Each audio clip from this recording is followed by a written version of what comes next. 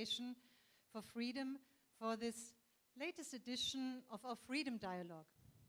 Today, we will be discussing the ANC and South Africa's changing political landscape. We launched the Freedom Dialogue series last year with Dr. Mpofu-Walsh as our guest speaker, focusing on coalitions, a political reality in many countries. In Germany, where the Friedrich Naumann Foundation is headquartered, coalitions have long been the norm. Over the past months and years, we have once again seen in Germany how governing with multiple parties can be a challenge. The coalition between the Social Democrats, the Green Party, and the Liberal Party collapsed in November last year, and the Christian Democrats and Social Democrats are currently negotiating a new coalition in Germany. Since the Government of National Unity in South Africa was formed after the elections in May last year, we have invited both insiders and external experts as guest speakers in our Freedom Dialogue series. We have had insightful discussions with Helen Zille, Musi Maimane, Moeletsi Beki, and Bali Tuli. Secretary-General Mbalula, you have played a key role in shaping South Africa's GNU. Tonight, we look forward to hearing your perspective on South Africa's evolving political landscape. How do different ideologies find common ground within the GNU? Does pragmatism inevitably take precedence? How do you navigate the art of compromise in governance? What is your vision for South Africa's political future? We are honored to have you with us this evening and look forward to an engaging discussion. We will now show a short film and then Dr. Sizwe will take over. The African National Congress Secretary-General Fikile Mbalula says the party has entered a critical phase. Whether others call this GNU or they call it any other thing for that matter, but we have agreed that as political parties we need to gravitate to the center. There are points in which we may not agree. The statement of intent does not say the ANC will suspend its policies. The statement of intent does not say the DA will suspend its policies. We will not walk away from the GNU. Okay. Regardless. It will not walk away from the GNU. At all costs. We lead the GNU. We can't walk away from something that we lead. We can't. The DA has got the luxury to call things deal breaker and walk away. They've got that luxury. We don't. If the DA want to leave the GNU, it's their call. They can leave tonight, they can leave tomorrow. Anytime they want to leave or they wish to leave, they can go.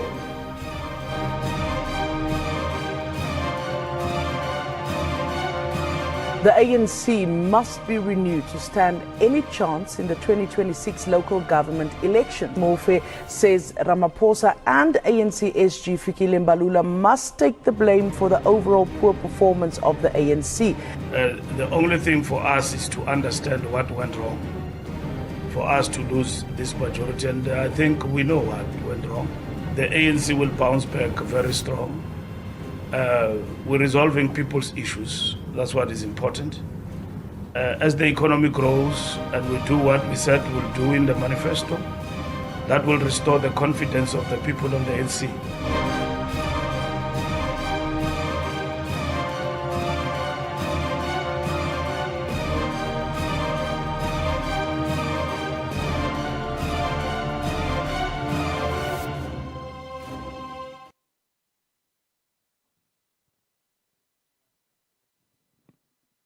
Mr.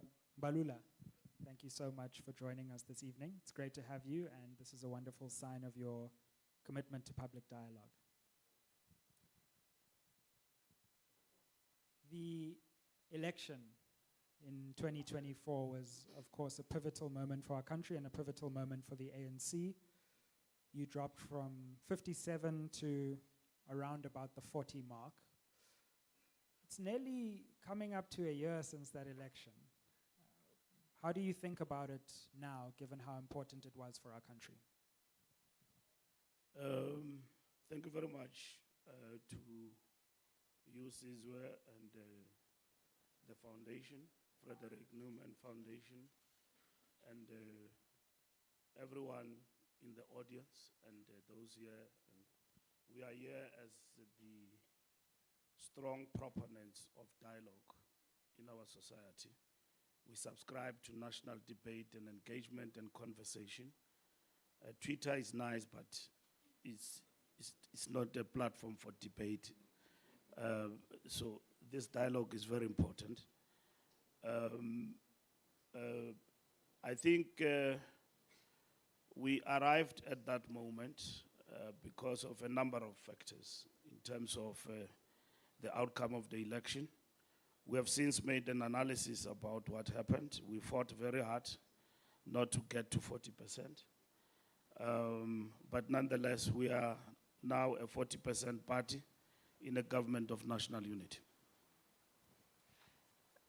What do you think contributed to the ANC's decline in that election? You say you've been through some reflections. What were the outcomes internally within the party of those reflections? First, I think it is a sense of incumbency, and which our opponents really used to deal with the ANC. It is easy to be outside because you can throw stones. Sense of incumbency, which ourselves, in our moment of renewal, we have come to terms that we need to get out of that situation, where, among others, sense of incumbency, we would have seen things like the public image of the ANC battered. And sense of incumbency, the other objective factors, the economy and global economy performance have affected us in relation to economic growth. The war in Ukraine and Russia did not also help us. The recession that has happened, but over and above that, how it has affected our constituency in terms of cost of living. It really dealt with us in relation to what one may characterize, quote unquote, as political apathy from our base. A person who will wake up and vote for the ANC irrespective. But if the economy does not perform and that person is affected, is eating in their pocket, they are unemployed, the resilience of standing up and voting for a party like ours, because we are in charge, will affect the morale of such people. So what I'm saying, Sizwe, in short, is that it's a combination of factors, subjective and objective. Our party, from a subjective point of view, in terms of its machinery, which is unmatched, was at its weakest when we got into this election. A point we have admitted as an organization, and hence renewal and recovery. First in the party, but also how we respond to these objective factors is going to be important going forward. You certainly had a lot of headwinds, there's no doubt about that. There was COVID in the first Ramaphosa administration. Like you say, global conflicts broke out which affected the cost of living. There is a view that this election was the time when South Africans felt that they could no longer trust the ANC to keep its promises. Do you think that is a fair reading of what happened in the election? I think, like one said, sense of incumbency, 30 years of democracy compared to many other countries I've seen in the video and in the opening remarks, you will see that the ANC have done well. It is contested. It is doing well. In terms of the review reports that we have presented, and the Stat SA, what it has put out there, that single statement that sum up the Stat SA that South Africa is better than where it was 30 years ago, notwithstanding challenges that are there. But we have had our own, curveballs and own goals as the party in power. State capture. Among others, state capture was key. And it became what one can characterize as accentuated, thing in the media and everywhere else that, like I said, this government is corrupt, cannot be. So all of the good things were outweighed by the negatives, and it worked against us. And everyone else capitalized, and our enemies, doubled in numbers, both domestic and international. And a lot of political parties were formed to capitalize, I suppose, on this weak ANC. And that's what actually happened in this election. But we fought hard. And I'm very proud about the 6 million people who voted for the ANC in what will be not so much of a high voter turnout.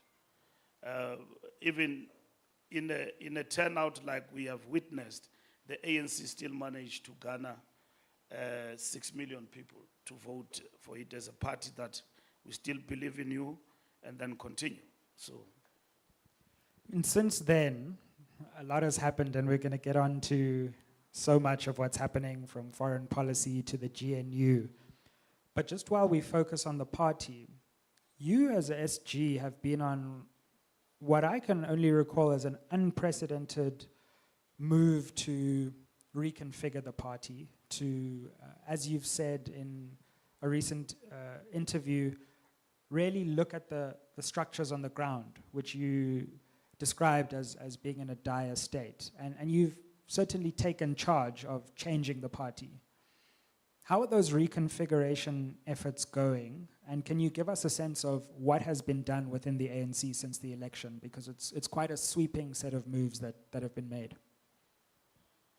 I think as it has proven by a number of research groups in the country, first, South Africans embraced the GNU. That is a positive result out of the outcome of the election, and they applauded the majority of the ANC and other political parties that the ANC have shown maturity in a democracy.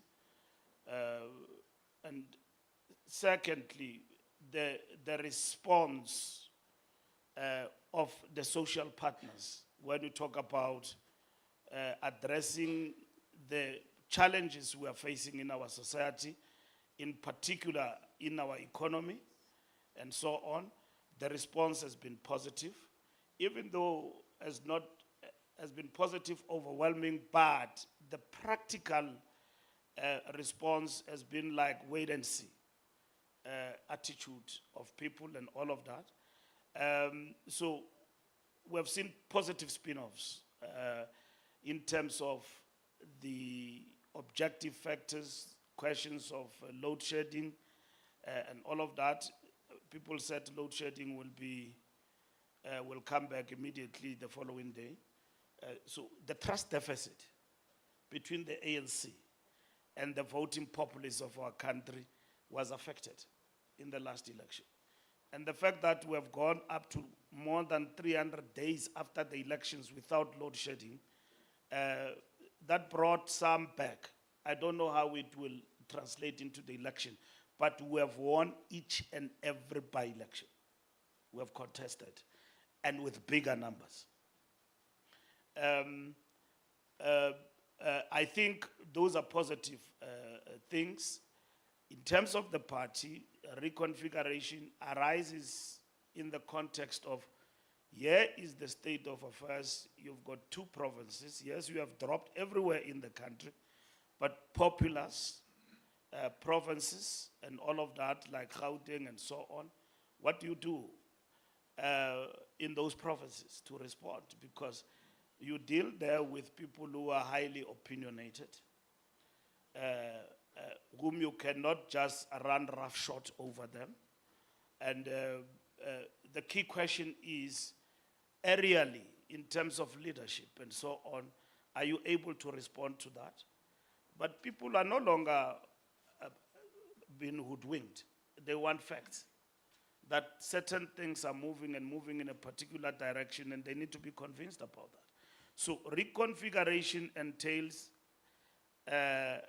renewing the party, but at the same time working very hard to build the party, the ANC, in terms of ensuring that we are able to respond to the current challenges. We need to prepare our cadreship, like I said earlier on, that we are unmatched when it comes to the rudimentary strength of the ANC on the ground. Wall to wall, nobody can match the ANC. And the only reason why we declined, even in the townships and so on, is because the ANC capacity is sort of challenged. And these are the things, some of the things that we are addressing in the reconfiguration. You've been quite decisive with the reconfiguration. And one argument is that there's a danger in how decisive you've been, to the extent that there may be disgruntled people in Gauteng, disgruntled people in KZN who were in the leadership, who were elected into the leadership and now see themselves as ordinary members of the PEC, your Bheki Mtolos or your TK Ngcizas. Are you worried about a blowback from this reconfiguration effort, where there may be some attempts to frustrate your charge to shift the party in Gauteng and KZN? You know, this reconfiguration have taken place over a period of time. It's not something that you took a decision today and you implement tomorrow. It has taken some time. And knowing the ANC, as you know it, you would have seen people toy-toying, singing songs, challenging the reconfiguration, pushing back and all of that. All of these things have not happened. And it's not a miracle. It's because everybody has come to appreciate the moment that you can't be out of power. It's not a given. Your majority is not a given. You've got to work for it. It dawns on the minds of ANC activists and everyone else to say that this thing is not done maliciously, of just getting rid of people. We embrace them. And some of them are very young. They will even come and lead the ANC even better. And they must embrace this moment as a moment of an experience. You know, that at some point I was elected and I was reconfigured, I admitted, and I went to the ground and worked for the movement. So there was no pushback. The structures are not happy in terms of the state of the party. Everyone is on the ground, rolling up their sleeves and seeing that this thing called power is not a given, it can go away. And people are not voting, you know, kettles. They can change their mind, and changing their mind is not by protest, it's by deciding that I'm withdrawing my vote. The ANC must fix itself. That is the preoccupation of reconfiguration. And then once you have fixed yourself, you will then be able to talk to the general populace about what kind of a party are you? Are you convincing to these people that you can do things for them better? That's what is important. Just quickly on the reconfiguration, there were some murmurings in the media that some people wanted to take it to court, etc. Have you had any papers served on you, anything like that? No, we have not been served with papers, but if we are, we will defend. But also because I think those are people who were generating negativity out of this. I can tell you that overwhelmingly, for the first time in the ANC, that people can take it, that such a decision can happen. And they can see that through misinformation, that decisions are taken for one or the other reasons, you know, that, no, this thing is not about that. It's about building our party. Nobody has been thrown to the streets. We have said to our people, come, let's work. Here is work that needs to be done. Let's work together. We, national and our provinces, in reconfiguring these structures, let's work on a program which is largely about the people. There's no doubt you've done quite well in the by-elections, and surprisingly in KZN as well, clawed back some ground that you lost. But there was a recent poll that came out from the Social Research Foundation, which had you down at 32%. Now, I think there were 15% or something of undecideds. But what do you make of that poll? Because that would suggest that at least the 40% where you are might be a realistic figure for a future election. Yes, we have seen that. As the ANC, we don't argue with polls. They tell a story because they sit on a telephone and call people. And then they say, if there was going to be an election today, will you vote the ANC? They say no. And what is the time? That time Sputnik have just announced stage 6 of load shedding.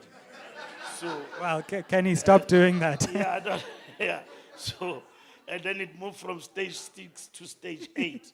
And then you call me and you ask me, today, will you vote? I won't. Somebody's going to say, you. I want them out right now. So, but nonetheless, it's a poll.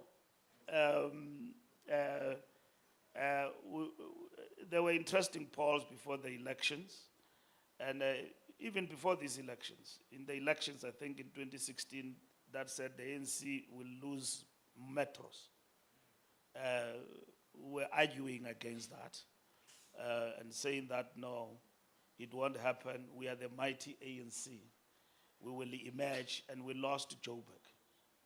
We lost Pretoria. We lost Guruleni. We lost Nelson Mandela. It was a bloodbath. Something like that has never been seen. And then we governed in these metros through coalitions. So, Sizwe, I don't want to argue with the poll. From where we are, we analyze the poll and what does it tell us. And then we then respond to it in the war room from a point of view of how do we shape the party for these challenges. So anyone who's obsessed with personal interests and not seeing it that things can happen in this country. Revolutionary parties and liberation movements have been deposed through a democratic election. It has happened. What is important for the ANC, we are the last to be liberated. Not the last, up until Western Sahara is liberated. But we are the last in Southern Africa to be liberated, and we know all the lessons. If you talk about Latin America, we've got the lessons of the Sandinistas in Nicaragua, who were out of power and they came back. We know of Malaysia, and East Asia and all of that, what actually happened there. And then we know in Africa. So we have, before we even got liberated, we have seen all these things happening. So that is why we are shaping up and we are committed to our renewal project, and we are firm and amidst the challenges, and we are steadfast and we're determined. If we don't, that's why we use the slogan, we either renew or perish. And that's what is important. Now, it seems to me in a few years, the ANC is going to be coming up to its next elective conference. And when there is an elective conference at the end of a second term of a president, there's usually blood on the floor. How is the party planning to avoid having blood on the floor like we had at Polokwane, like we had at Nasrec 1? And are those conversations and is that strategy underway? Because as Tokyo Sehwale recently said to me in an interview, President Ramaphosa is in the departure lounge as far as the ANC is concerned. Well, Tokyo shouldn't be saying that because he's just polarizing the debate. I saw him throwing names and so on, nothing wrong. But as a leader of the ANC, he must be responsible. We are in danger here. You know, if you want to divert the ANC, just discuss the next leader. As I can tell you right now in WhatsApp groups, there's GM 2027, GM this and that, or whatever that it is. If you want to get and to divert the ANC. Push that line. And Tokyo should know that better. And that's why we've taken a decision deliberately. I'm going to answer your question directly. Sure. We said it's an easy discussion, but you can't pursue your membership in that direction when you are a 40% party. Because we will be discussing the next leader of the ANC after 2026 when you are probably a 30% party. You need to discuss that question when you have shown that you are on the recovery. And that's why as leadership we have said, and our membership have listened. Now, I need to check Tokyo's membership as the SG and remind him quickly that you will have time. Coming to your question, Sizwe, that question is going to be very important for the future of the ANC. Like the things Tokyo is raising, which are very important, need to be considered. We have agreed that we will prepare for that discussion so that there are no surprises. We might as well arrive at that discussion and conclude that we don't need a contest. Because this contest is going to turn us asunder politically. There's no need for this because we have recovered so much from the 40%. We need to consolidate to go forward.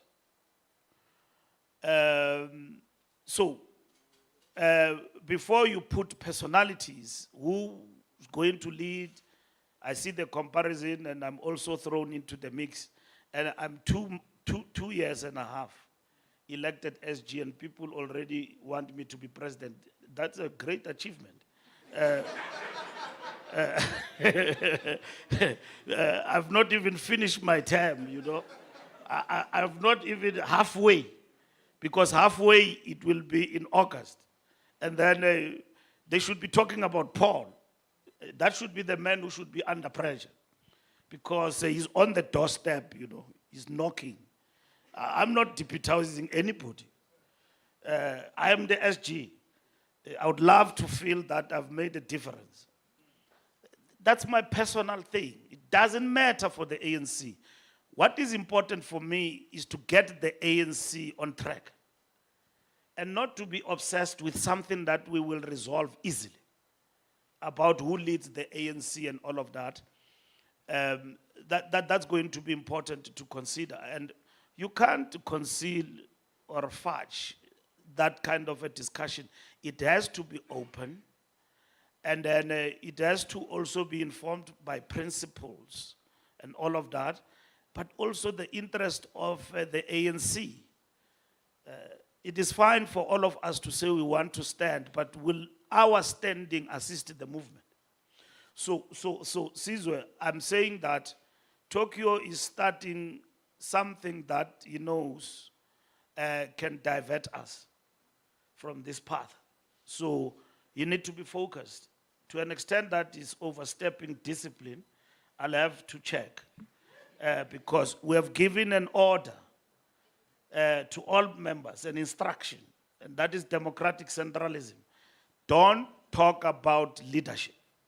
Yes, we know in WhatsApp groups, something is going on there. The media want this because they know that we'll jump into it quickly. But we have said to our people and our structures and leadership, desist. Even now when we're discussing reconfiguration, there were sentiments that are being dealt with because 2027. We suppressed that. We suppressed that thoroughly because that's opportunism. We are dealing with the state of the party that is 40%. Your interest will come after. And if you serve well in terms of this process, you will prove that you were meant for this. But for now, allow the organization to reflect, to renew, and to transform. Okay, but would you stand for president? No. Yes, no. yeah. And also, I wish I was at liberty to answer that question, but I'm not. Even if I can tell you that I'm not available. Tomorrow the headline will be saying Mbalula is not available. And then the membership is going to say, the man who is saying to us, we must not talk about this, he's going to Sizwe and telling him, where does he stand? SG is not consistent. He's the one who must be disciplined. So I'm not allowed to talk about that. At the right moment, when I'm asked and the debate is opened, I'll tell you. can you announce it on my podcast? I will come. Your podcast is very popular. Yeah. No, I think that's a really interesting view of the ANC and what's happened in the past, what's going on right now, and what the future holds. But let's get into some of the serious things that are confronting the country. Yeah. Because, Mr. Mbalula, wow. I mean, it's just March, and it feels like we've been through 3 years of politics this year already. The first thing I'd like to ask you about is, can you take us into these GNU negotiations? How did the ANC, from being, my words, not yours, devastated in the election, win the negotiations, emerge with the presidency, emerge with the deputy presidency, Minister of International Relations, security cluster, various provinces, you're even governing in KZN in a coalition. I think it's fair to say that you lost the election, but you won the negotiations. How did that happen? First, I think when it was clear that we were 40%, we had to take decisions. As a party, it was clear that we are faced with a challenge. And the question was, what are you going to do with this 40%? Now we need to analyze first to understand where do we stand as a party with this 40%? Can you still be in power, and how? Through a minority government, confidence and supply. And you can also go out within these 14 days and call for the rerun of the election. And then you can also become an opposition, but you'll become the biggest opposition ever. So you've got 6 million people who have voted for you, so what do? Can anyone in this country govern without the ANC? So the system, our democratic dispensation, in terms of that outcome, especially in terms of the national and provincial election, does not allow anyone to govern without a party that got 40%, where they themselves could not reach a particular mark. So they need the ANC. So that's why when we're negotiating, we're not negotiating with a cap in our hand. We could bully anyone, but we didn't. We had to then say, what is best for South Africa? And then we had to define what is national interest. If it was selfish for us, we could have said to everyone around the table, we prefer a minority government, because all what we're interested in is blue lights. And they will allow us with our blue lights to go on. Because minority government does not mean you've got overwhelming decision-making in relation to the legislature. It means you've got to give in. It's a give and take. But at the end of the day, what is in the interest of the people of South Africa? We then said, out of all these options, we go for GNU. Let's invite everyone to come in. We talked to all political parties, 12 or so, in the national legislature, all of them. And then we engaged them, and then we said, here is our point of engagement, government of national unity. Let's work together. So 10 political parties embraced the GNU. Others said we are out. if the condition is this and that. Now, I don't think that is a stroke of a genius. Otherwise, Amilcar Cabral will turn in his grave that here are these people claiming an easy victory. The simple thing is that you can't govern without us. Simple. Before you go to negotiations. When I look at your face, that's what I told Floyd. I said, you are not going to make me write another exam. Because in the last election, in the coalitions, in the metros, they came with some condition and said we must go and write an exam. And then we answered every question in that exam paper. Wow. And the Professor Shivambo came back and said, wrong. Yes. So I had to tell the professor this time, Shivambo, that look, professor, we are not going to listen to your story today. We are not writing any exam. Come, let's talk. And then everybody understood. Remember, political parties, some were formed, some and so on, and they had agreed, including other parties, that when the ANC is below 50%, they thought it's easy. We will all work together to get rid of the ANC. And they use words like surgical, dealing with the ANC. And then when we had to deal with, we look at the board, it was impossible to do it without the ANC. But the ball was in the ANC's court. We could have just decided that minority government or we work with one or two political parties. What do they call it, Mahlenge? When you decide to work with one or two, grand coalition. Grand coalition, we could embark on a grand coalition and work with others. We then said GNU. So GNU is for South Africa. And that is what the ANC have chosen. And if we were very selfish, we would have just chosen 1 or 2, 3. Let's go and govern this country and move forward. And then that is it. Will it work for South Africa where nobody have registered an outright majority? For us, it will. But for South Africa, it will not work. Because this country, the price of bread could have been probably 400, 500 rands by now. I'm just talking, I'm not going deeper. Those who understand what I'm talking about will understand. But we had to choose our country. You know, there was a famous president in our country who appointed a minister for a weekend. And then you must ask that famous president, why did he rescind this decision? By Friday, there was a minister. By Monday, the decision was rescinded. Why?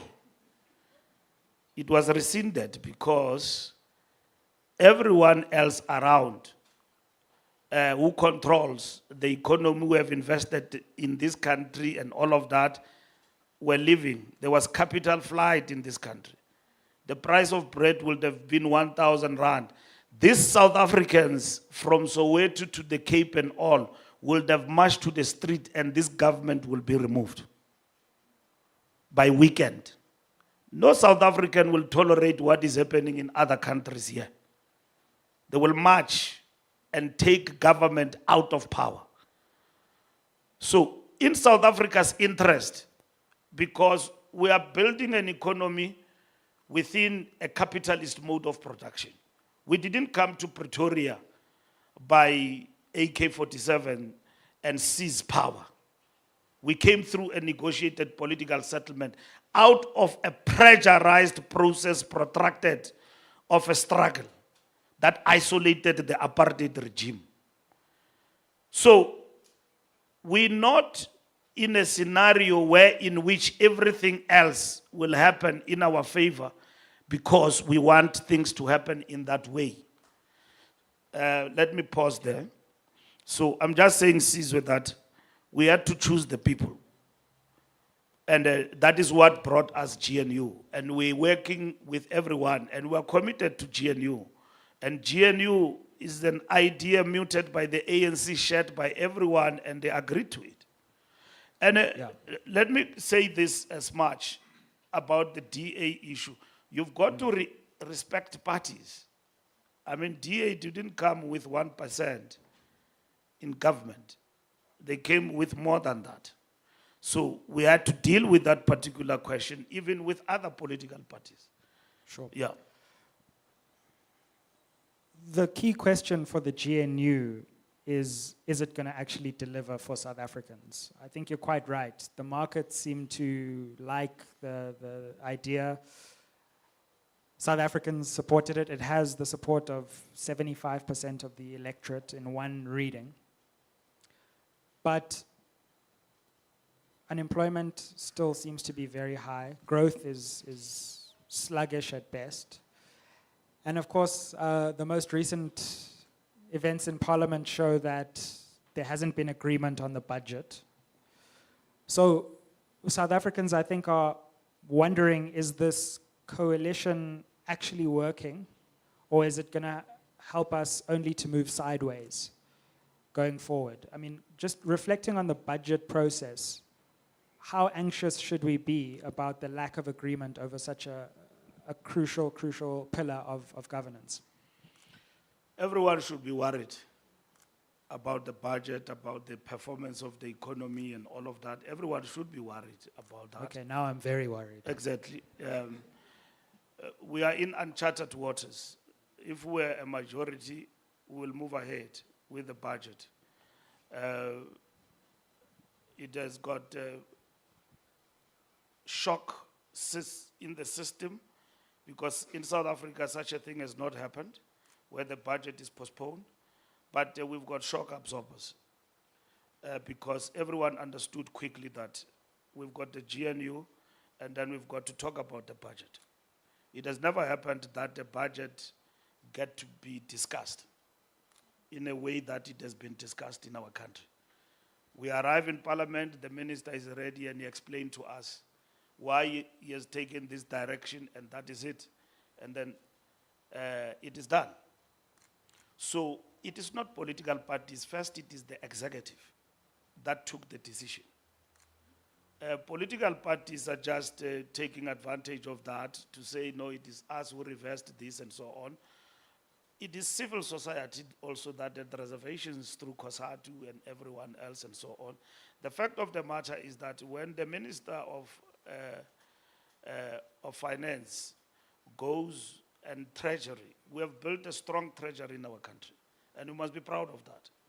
So that is why there were no fears when the budget was postponed that we are going through, a disastrous path. Because whatever that was discussed in the executive, as it was explained by the minister, was to allow Treasury to go back and crunch the numbers and say whether this thing that you are suggesting here is doable or not doable. And that's what the minister and Treasury have done, and we're optimistic that we will produce a budget come next week on Wednesday. How optimistic are you that come the 12th we will have a budget? I'm very optimistic that we will have a budget. It might be a budget that not all of us will agree, but we'll have a budget. And Will there be a VAT increase in the budget? I don't want to talk VAT.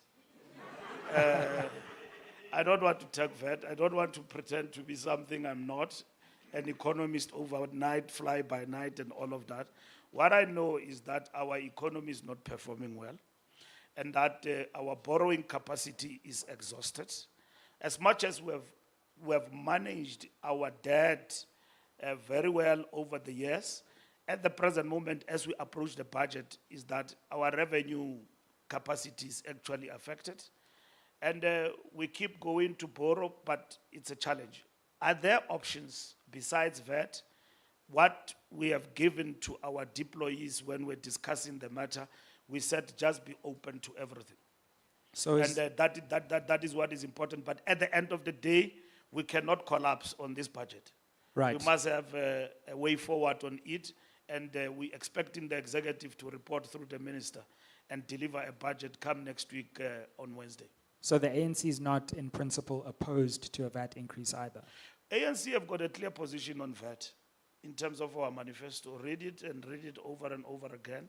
We say that, no, we're very clear. We say in terms of our manifesto, in terms of VAT, that all essentials must be zero rated. And that's what is important.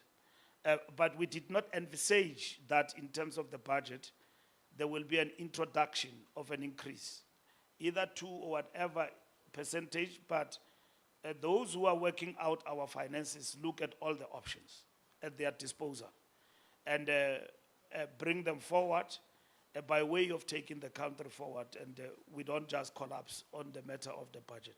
So what we have been told, and which we understand clearly, is that revenue is a challenge. We're spending more, but we don't have enough. And at the same time, we must cushion the poor, but not just the poor, in terms of policies. Where is the money going to come to finance employment of more teachers? That's what is important. Where is the money going to come from to sustain DRD?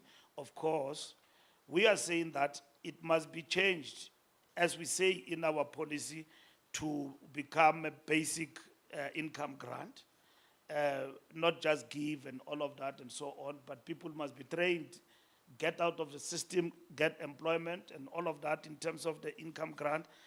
Where are we getting money to employ more police and all of that? So the question is, Sizwe, we're back to 1994. When we got into power, we said to people, where Father Christmas as the ANC will do everything for free. And then we introduced the RDP.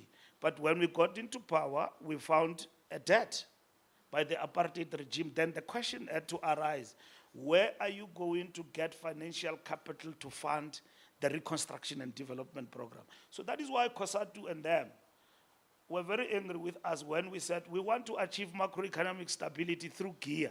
They said, no, don't. Spend more, and all of that, but we said it's not sustainable. But GEAR in itself is not an end. We can implement it and withdraw it over time. And that is exactly what has actually happened.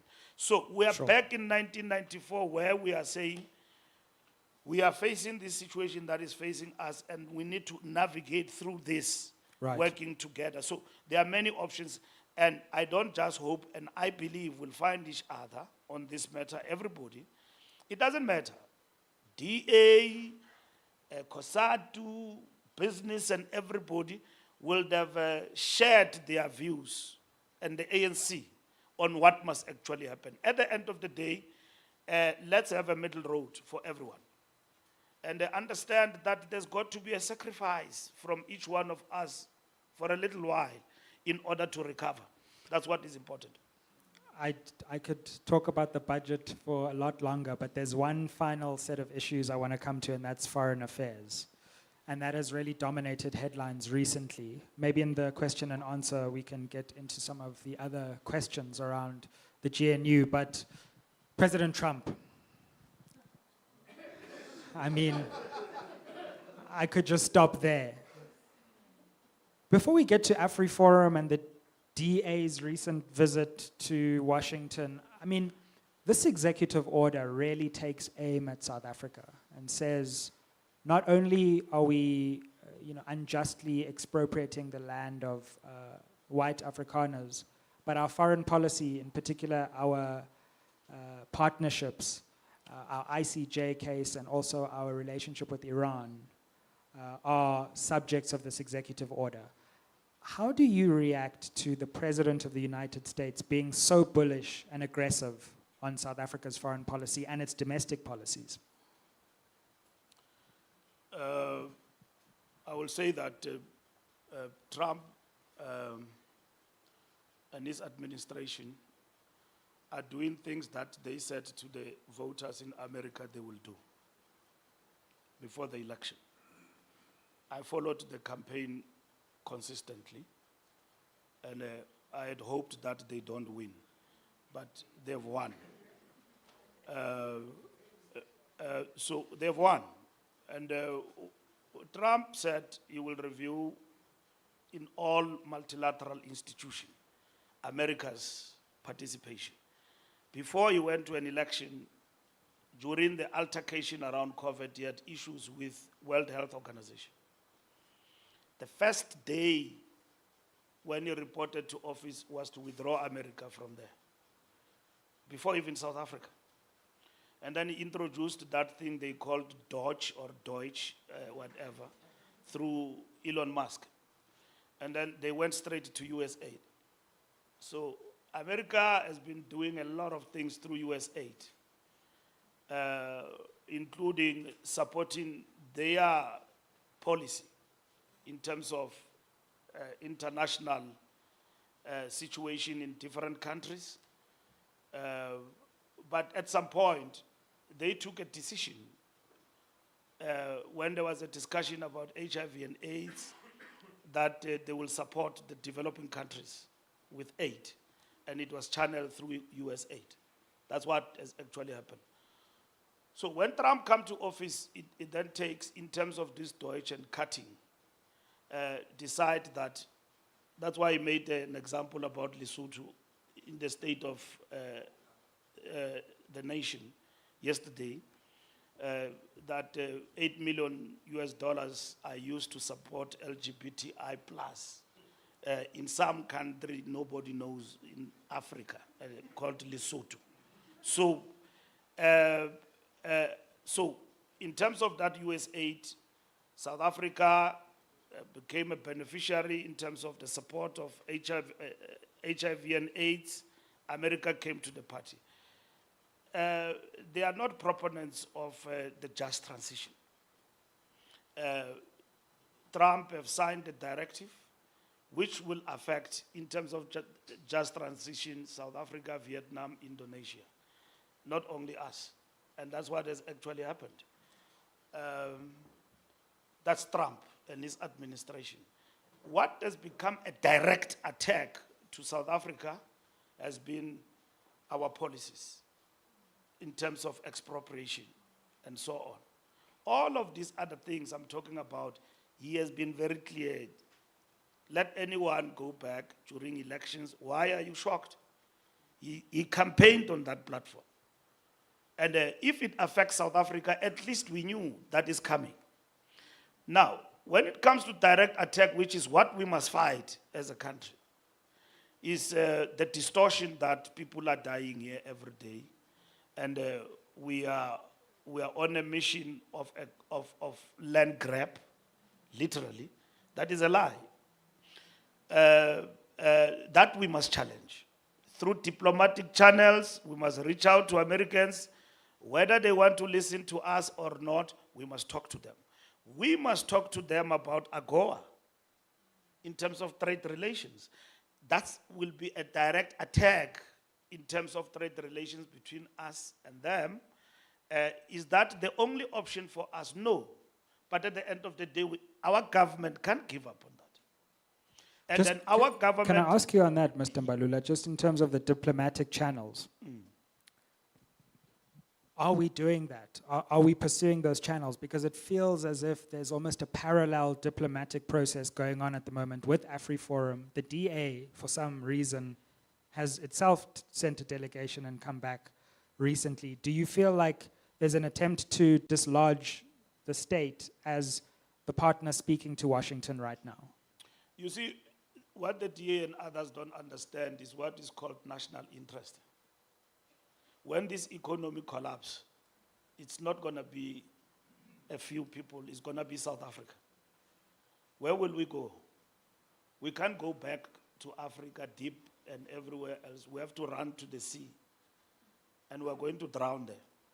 So me and you, we don't have two passports. We are here. This is our country. We must defend our sovereignty. We must defend our country. DA and everyone else must work with government to defend South Africa's sovereignty. This petty politicking of doing things and sideshows is not going to help South Africa. That I'm the first to knock at Trump's office. And then I don't want my president to sit with Trump in that Oval Office after I've seen what he did to that president. At least we've avoided a conversation like that tonight. With that president of Ukraine. Trump's combination advance. Maybe President Ramaphosa shouldn't go, actually. No, he should go. Ramaphosa must go to America if he's invited. And then if he feels he needs to go, he must go. He's a president.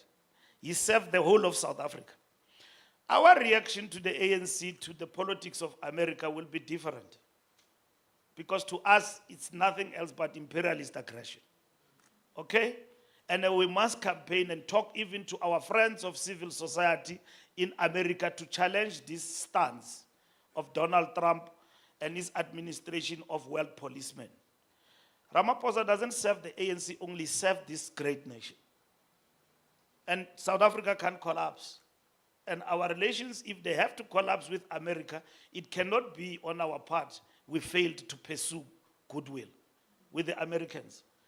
This government have had good relations with America in terms of trade and all of that. And it is for the first time in history that America directly interferes in our policy choices.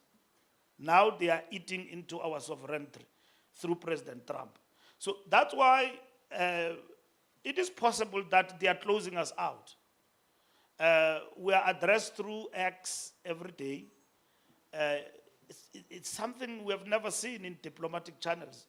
The Secretary of State is supposed to be talking to Lamula, and then it just passes, it just says, I'm not coming to your country for that G20, and he say it through less than 140 characters on X.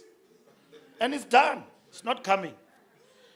I'm waiting for Trump tweet, maybe tonight. I'm not even coming to that summit in South Africa or something like that. But he had a conversation with the president.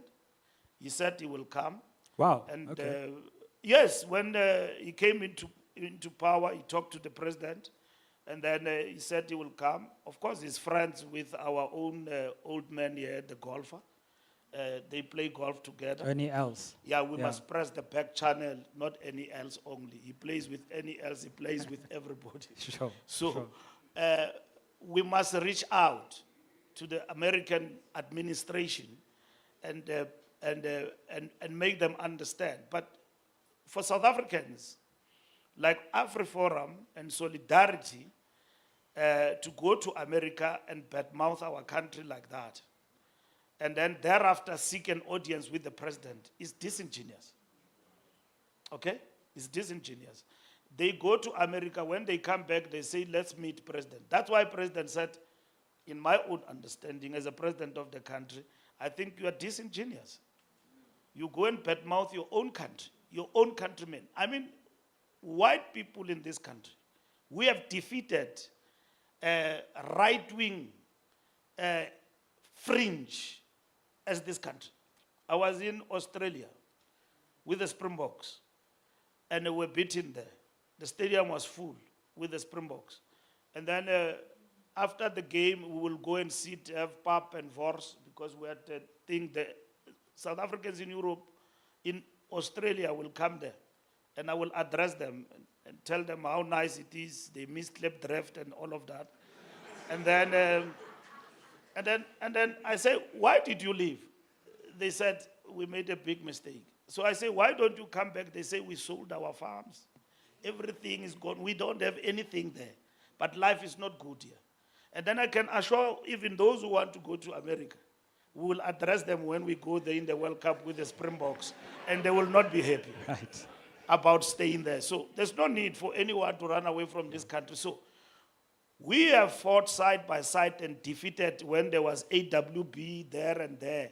White South Africans, whether on the side politically of the ANC or on the other side, there was common cause among us that this is our country. We don't subscribe to racism, and we defeated right-wing tendencies. Even after they killed one of our own, Chrisani, to want to stop the momentum of freedom in our country, we were together. And that is why we talked about the Rainbow Nation and all of those things. And our diversity being appreciated, nation building and so on, which is still a project for South Africa. So I'm saying we must not give up on fighting for our country and simply give up on the basis of distortions and allow America to want to impose itself in our affairs.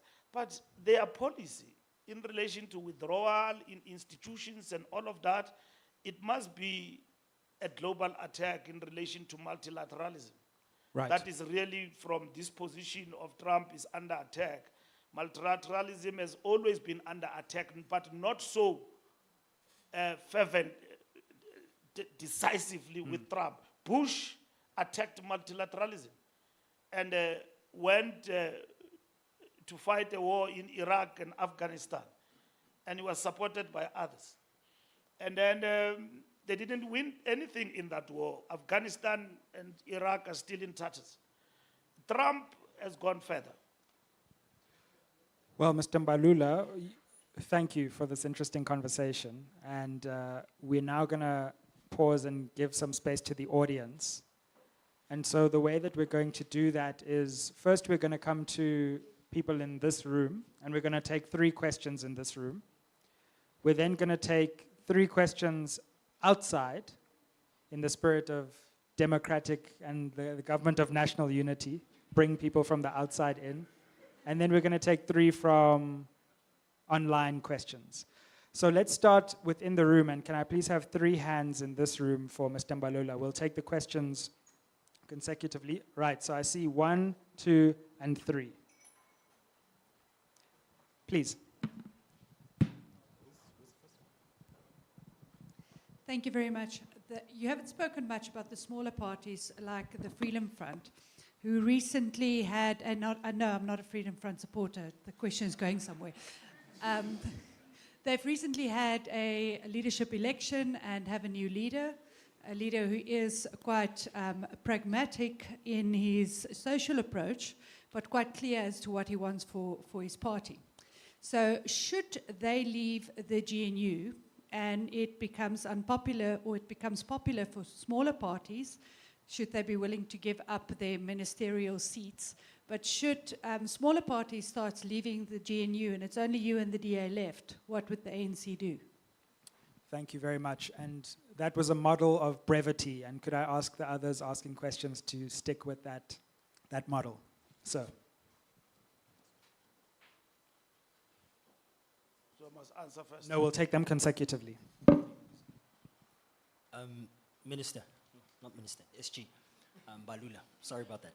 So I know you're not an economist, and you say you don't want to be an economist overnight, but I do want to ask a little bit about, when you look at the grand GNU that was had in Germany, that collapsed, and one of the key reasons why it collapsed had to do with the budget. And then you look at, yes, we've had a few complications in South Africa with certain acts and laws that needed to be passed, and political parties then opposed to that. And now you have the grand, I guess, opposal with the budget. Are there any lessons that the South African government in the GNU has taken from the German collapse, and particularly the fact that it collapsed over budget, and now we're potentially also looking at, well, some sort of opposition with our budget? Great. Can you please offer advice on that, insight? Thank you very much. Sir at the back.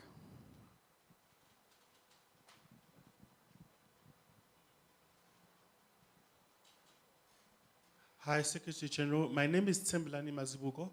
My question is with regards to the VAT.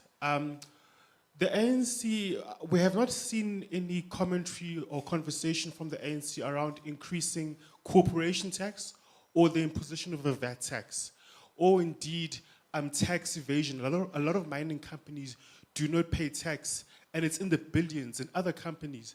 So why have we not seen that kind of conversation when it comes to raising revenue, especially because the ANC speaks about how it wants to fund critical as well as other infrastructure, as well as other public sector wages? Why have those things not even come out of the ANC, and we're only having issues of VAT, especially in a context where under the ANC government, VAT has gone from a high of over 40% to 28%. So why have we not had conversations around VAT as well as a wealth tax? Great. So I think let's start with those 3 questions. It was smaller parties leaving the GNU, the German coalition breakdown and what can be learned around the budget, and then questions around VAT and alternatives to this budget impasse. Thank you very much. if smaller parties start to leave, what will happen? There are no fixed answers on this. But we're committed to the GNU. So we don't want anyone to leave. There should be cogent reasons why people leave if they have to leave. We have created mechanisms, probably they are not sufficient. Should there be differences, how do we settle those particular differences in the context of the GNU? This is uncharted waters. What we know about GNU is only 1994, that the National Party at some point walked out, but the GNU stayed the course till the end. But that arrangement was institutional. So this one is voluntary. So when it actually happens, what will actually happen? There are options on the table. There are still options on the table that include a minority government, that include a grand coalition, that include supply and confidence. Should we not find each other in the long term? Meaning we're not going to get stuck and governance stop because this thing is collapsing. If it is collapsing and it is collapsing, there's nothing we can do about it.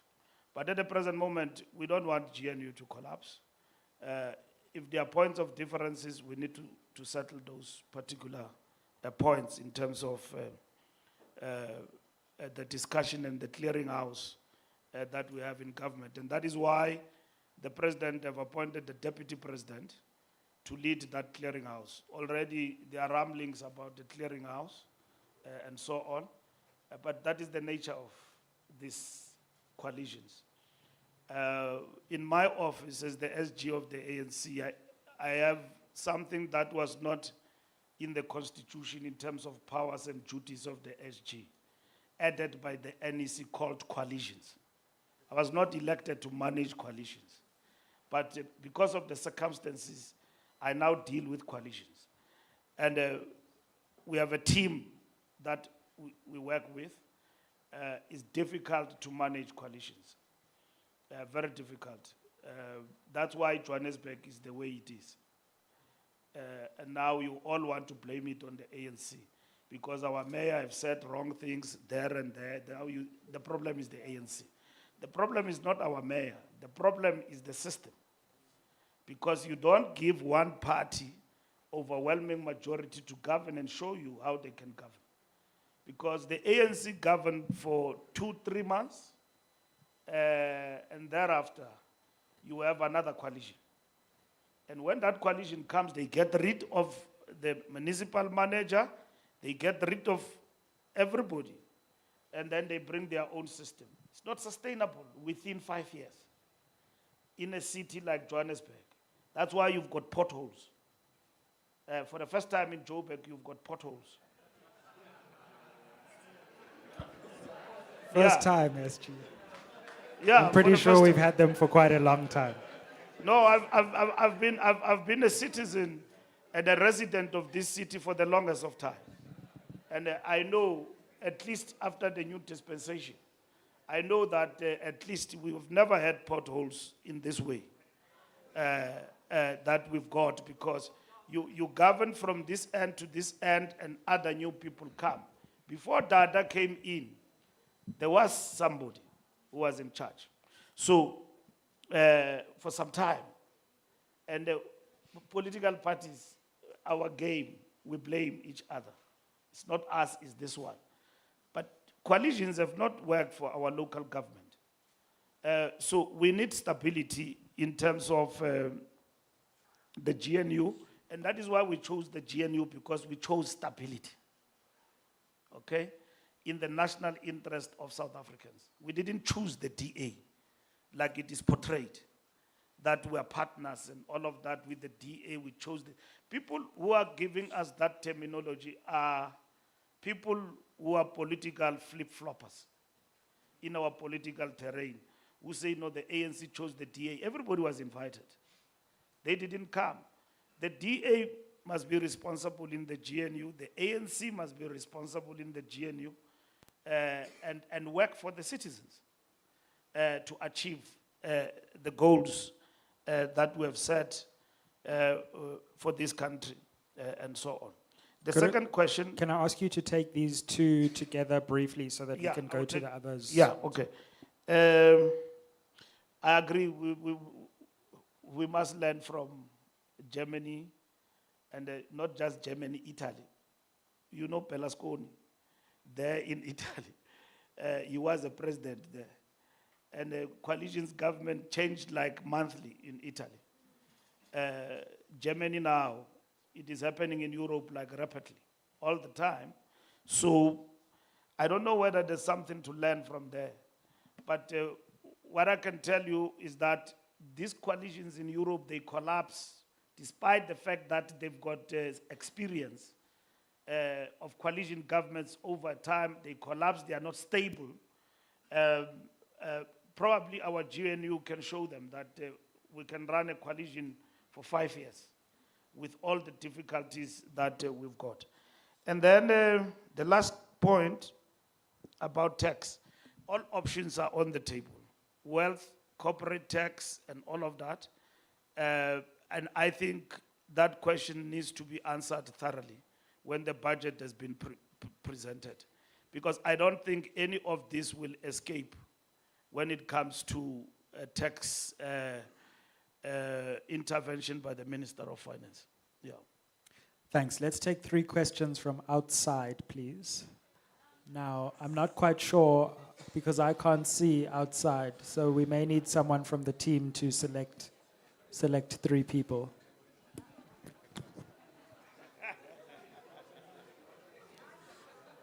Looks like there's a stampede of questions for you, SG. We seem to have more than just 3 questions. Great. Well, I don't know if we can accommodate more. Can we take the first 3, please? Okay. All right. Thank you very much, SG. My name is Kamefalo Modiko. My question, okay. You took that joke which I wanted to make about having Kabelo Kwamanda as the next president, which is a reality that we face, since now his name is cleared and things like that. You know? However, my question is regarding some of the comments that our colleagues have been having in the media and such things. We've been hearing about Edward Kitsweta requiring 3.5 billion rands in order to collect tax more efficiently and so on and so forth. So my suggestion is that nobody must get fired, as we've been hearing, whether it's the minister from the presidency or... Can I please ask you to come to the question, sir? Yeah, Mr. Kitsweta himself. It's just a suggestion. I'm just asking that let it not happen that anyone gets fired. Let's find ways to resolve the issues in terms of the tax efficiently, as long as it's not increasing the VAT. That's it. Thank you. Good evening, SG. Just a very quick and simple question, and I appreciate all the response you've given to Sizwe. But please, can you just help guide what your view is in terms of how you think we can address the issue of unemployment within the next 3 to 5 years, please? Thanks, and final one. Good evening, SG. So it seems that the ANC's broad church has been pulled left and right. My question is, does the ANC have a real coherent economic and political ideology for South Africa, or does that depend on the ANC's future coalition partners? Thank you. Thank you. We'll turn it over back to you, Mr. Mbalula, to answer those questions. And then we'll come to the online questions. No, the first one was a comment. So I give do us apologize, a chance. sir, but we did say right from the beginning that we were going to only take 3 questions from The outside. first one was a comment. No. The first one I was do a comment. apologize. Please. The evening was billed as until 8 o'clock. So unfortunately, we also have many people online who have watched streaming, and we need to give them a chance too. No. So we'll come to the SG, and then we'll go to the online questions. The first part was the comment that I think must be sent to the Minister of Finance as he prepared to present the budget next week. And I'm not undermining your point anyway, because I think you are making a comment and a suggestion. that I think we must get it through to Enoch. Unemployment, we say in our manifesto, must be addressed through industrialization. Because we have been working without industrialization over a period of time. And two, I think we need a buying in of social partners when it comes to creation of jobs. You cannot have a situation where companies disinvest and go to other countries when they've actually come to South Africa to invest. We have seen that happening in the past 5 years in our country, which those opportunities could have enhanced job creation for South Africa. Government can't do it alone because government create an enabling environment for job creation. And government, through this network, must be able to address the impediments that business want to be addressed for industrialization and investment in South Africa. When it comes to political ideology, ANC coherence, we are very coherent. We are neither a capitalist nor a socialist party. We are a party of revolutionary democrats. So what it means is that we subscribe to a mixed economy in terms of the policy of the African National Congress. That's what we subscribe to. So we are not a socialist party. We don't want to dismantle the bourgeoisie and the capitalist, okay? So we are neither in favor of a socialist arrangement in our country and so on. Other parties want that. And we are not a capitalist party, so to say. So that is why we characterize in our strategy and tactics, our relationship with capital is struggle and unity of the opposite. Meaning there are certain things we agree to, and there are certain things we don't agree to. Where we agree, we move forward together for better serving of our nation's interest in the long term. And that's what we have done since 1994 as a governing party. I used this word interchangeably, ruling and governing, and I was corrected. We are not ruling, we are governing. Okay? Ruling is happening in autocracies. We are not an autocratic state, we are a democratic state. So we are a governing party. So as a governing party over time, we have had these exchanges with business and capital where we have created a platform where we need to find each other. And this tool has worked for our country for years, which is network, that others don't have in many other countries. So this is an important example that anyone can cherish. Let's come to the final 3 questions, and you may not be able to deal with them exhaustively, but you can also just give a kind of summary of your thoughts on them, Mr. Mbalula. We have Jean Pretorius, who asks, what has the ANC learned from losing its majority, and how will it rebuild public trust while working in the GNU and with the DA ahead of 2026? We then have TK Pue, who says, why is the ANC demographic not inclusive of the actual middle class? Why have you continued to allow ZANU-PF to infiltrate and destroy the region of SADC? And finally, Billy Klaassen says, we all see the propaganda campaign of AfriForum and Solidariteit, and they will be joined by your very own GNU partners to continue spreading lies. What will you as the leader of the GNU do?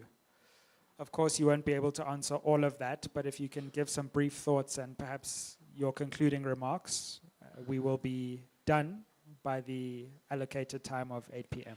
Yeah, I think some of the questions I've answered in the process of our exchange with you. We have learned a lot in this period of reflection after we received 40% as the ANC. And you can see our efforts. And I can speak for the party, but at the end of the day, what we are doing will be good if it is felt by the people. And the people are saying we see a changed ANC. We see the ANC that is renewing itself and all of that. And I think with the efforts we're putting up post that loss in the period we call renewal and recovery, I hope that this sentiment will come through. If it doesn't come through, it means we have not made an impact and convinced everyone, including in the street, to see that our party is modernizing, is changing, and we have actually reduced the trust deficit between us and the people.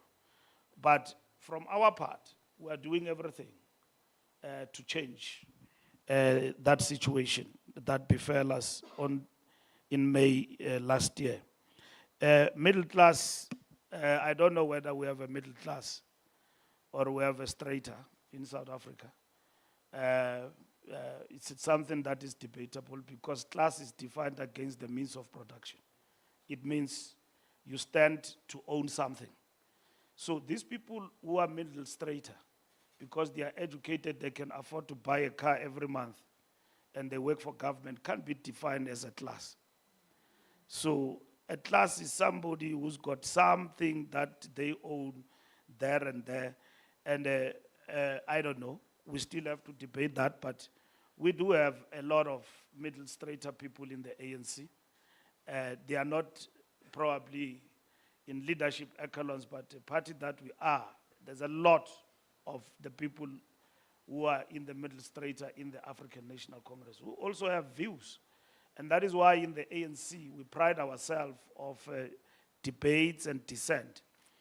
We don't discipline people in the ANC for espousing divergent views. We discipline them for failing to follow the party line. So if you just wake up and disown a decision and you want to speak with authority on the decision that has been taken, you must understand it's a decision. But you can debate, including now. There is a debate about VAT and the economy and all of that. And members of the ANC have got, in their own capacity and expertise, have got a right to engage with that debate. To say that, but we think that our government must take this approach, and they've been doing that constructively. Now, I'm not talking about people who are whining on WhatsApp groups and all of that, who say all sorts of things. I'm talking about people who contribute to a debate. When a country is faced with a challenge, rather than just sending tips to the Minister of Finance, send ideas also.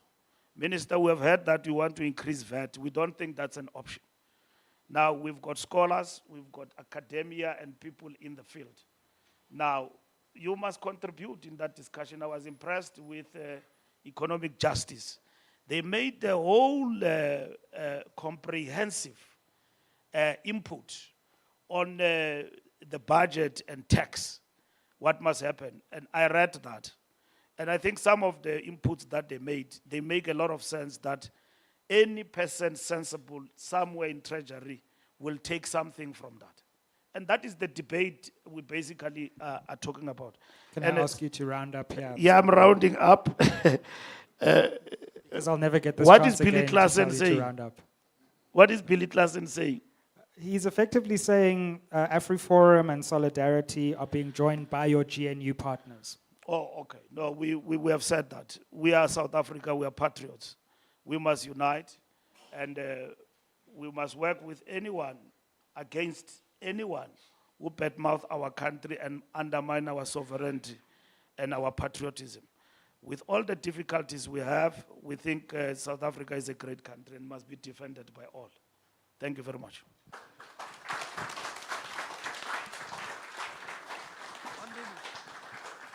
Thank you very much, Mr. Mbalula. You have given us much food for thought, been typically robust, at times donned the mantle of prophet, and at other times the mantle of critic. But thank you for engaging with us, and please join me in another round of applause for Mr. Mbalula. We have brief words from the foundation just to thank you and to close our panel out this evening. Thank you very much for your questions too. One round of applause, just one last one.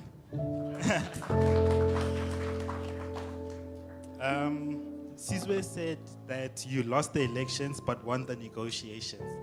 I think that was a very important sentence there.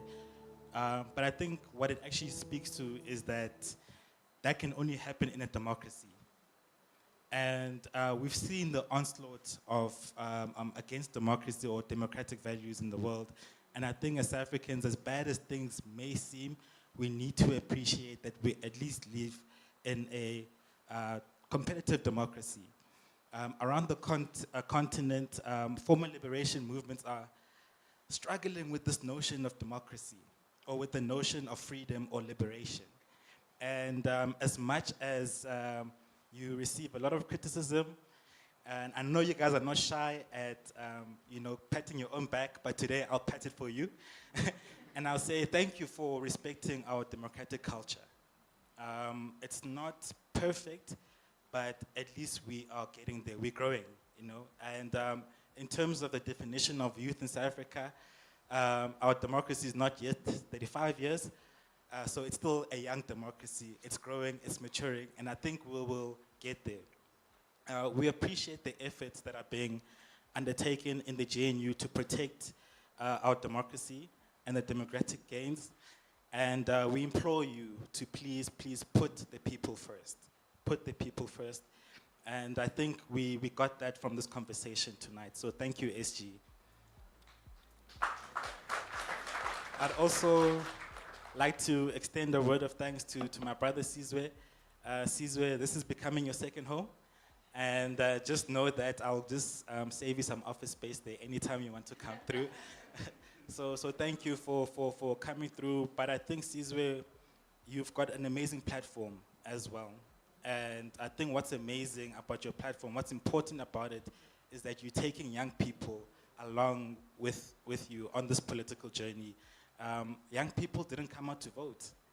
We didn't vote. And we need more sort of platforms which make these discourses accessible. So thank you, Sizwe, for your contribution. And thank you to our audience. Thank you so much for coming tonight. We hope this is not the last time we see you. We'll continue to have more dialogues. We hope, SG, this is also not the last time that we're going to see you. We also thank our online audience. We had hundreds of people that were on there, and we do apologize we couldn't fit all of your questions in here, but please feel free to stay behind, network, speak to us, get to know us a bit more, take some pictures, and please enjoy some nibbles and some drinks. So please have a great evening, and thank you very much.